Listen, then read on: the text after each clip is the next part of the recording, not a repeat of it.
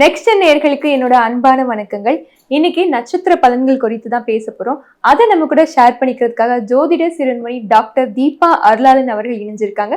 வாங்க நிகழ்ச்சிக்குள்ள போகலாம். வணக்கம் மேம். வணக்கம். எப்படி மேம் இருக்கீங்க? நல்லா இருக்கேம்மா, நீங்க நல்லா இருக்கீங்க? நல்லா இருக்கேன் மேம். மேம், இப்போ துலாம் ராசி சித்திரை நட்சத்திரம் பத்தி பேச போறோம். அவங்களுக்கு எப்படி மேம் இருக்கு தமிழ் புத்தாண்டு?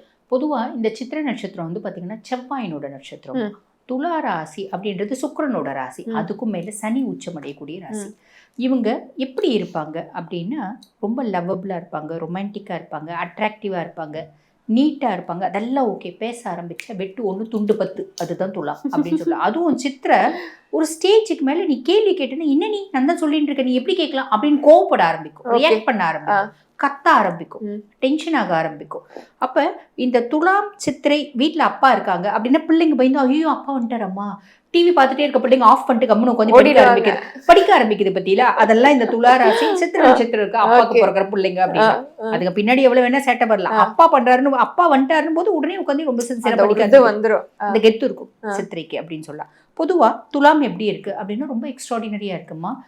ஃபர்ஸ்ட் வந்து இந்த தமிழ் புத்தாண்டு ரொம்ப சூப்பர் டூப்பரா இருக்கிறது யாருக்குன்னா ரிஷபம். ரெண்டாவது துலாம்க்கு தான். ஆமா, காரணம் என்ன அப்படின்னா சனி பகவான் ரொம்ப சனியா இருக்காரு. கடன் இல்லாத, எதிரி இல்லாத, நோய் இல்லாத வாழ்க்கையை கொடுக்கணும் அப்படின்றது இருக்காரு.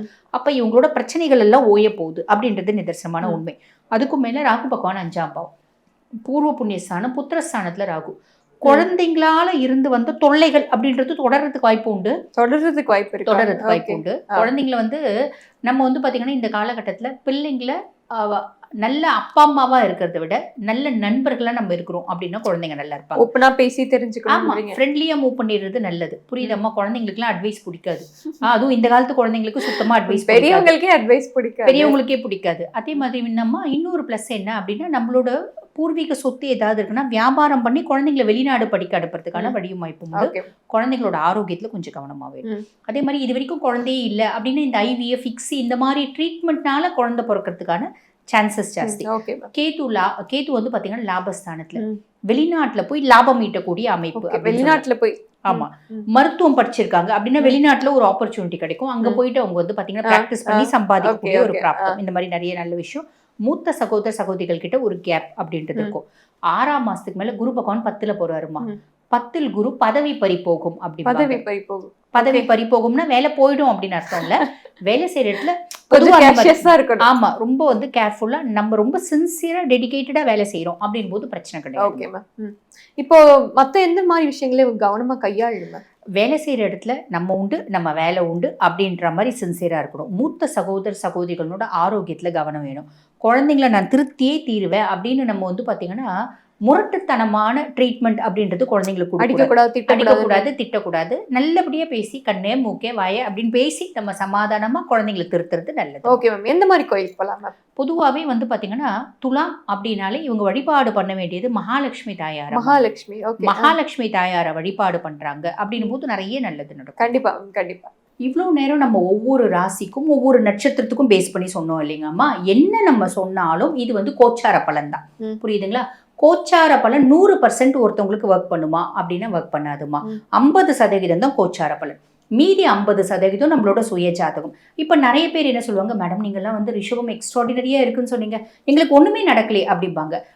அதாவது ரிஷபம் கோச்சார பிரகாரம் எக்ஸ்ட்ராடினரியா இருக்கு, எல்லா பிளானட்ஸும் சூப்பரா இருக்குமா. ஆனா நிறைய பேர் வந்து பாத்தீங்கன்னா மத்தியம வயசு ரிஷபமா இருந்தா கூட இப்போ வந்து பாத்தீங்கன்னா குரு தசையில இருப்பாங்க.